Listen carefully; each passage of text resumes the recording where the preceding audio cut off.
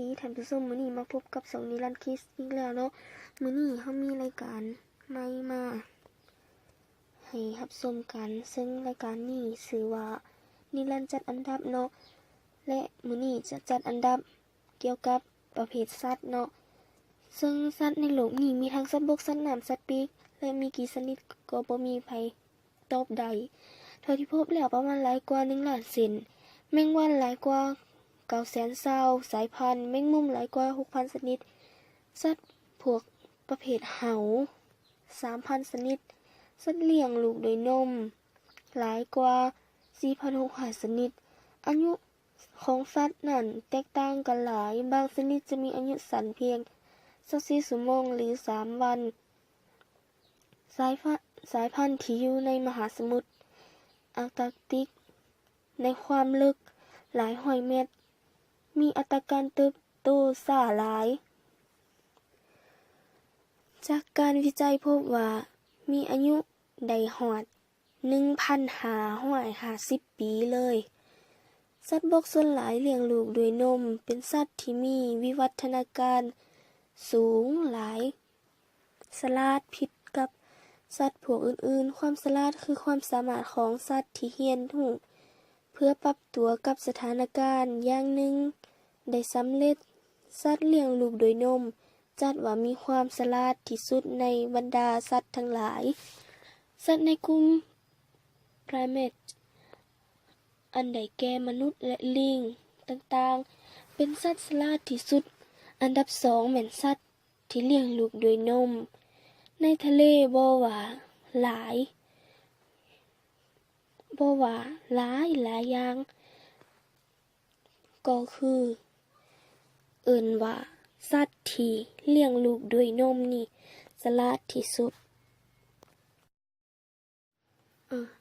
มั่วทางยังอยู่ล่ะถ้ายังบ่ทันได้กด Subscribe หิบกดเลยแล้วไปเบิ่งกันเลยและอันดับ5นั่นก็คือหมาและแมวเป็นเพื่อนคู่ใจของมนุษย์นั่นเองบ่บอกหยังหลายแล้วก็ได้เนาะเพราะว่าไผๆหลายคนก็ได้สัมผัสแล้วว่าพวกนี้นะฮักและแสนรู้ปานใดถ้าบอกว่าหมานี่เป็นสัตว์ที่นิยม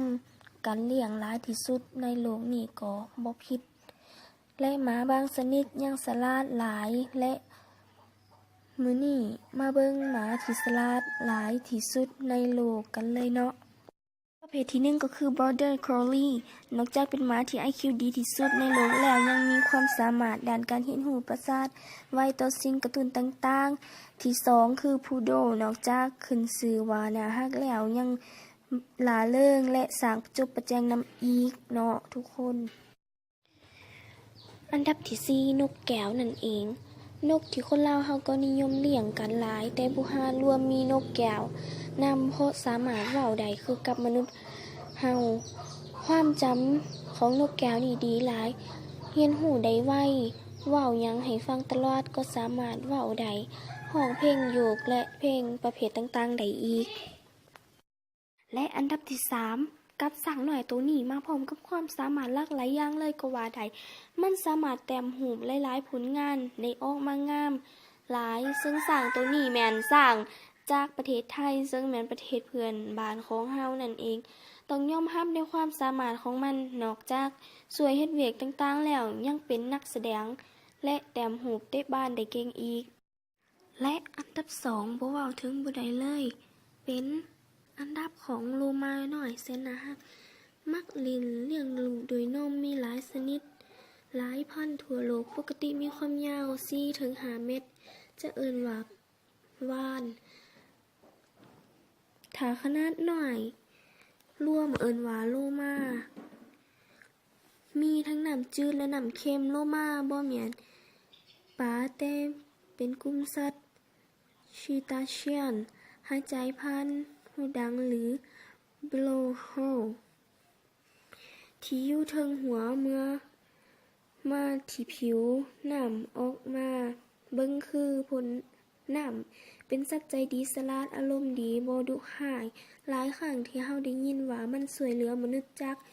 การจมน้ำนี่เป็นหลายๆพันครั้งเลยสัตว์ตัวนี้ขอพอ อันดับที่หนึ่งได้แก่ลิงที่ชื่อว่าชิมแปนชีมันบ่มีหางคล้ายคือกับมนุษย์หลายสมองของมันเจริญหลายเฮ็ดให้ฉลาด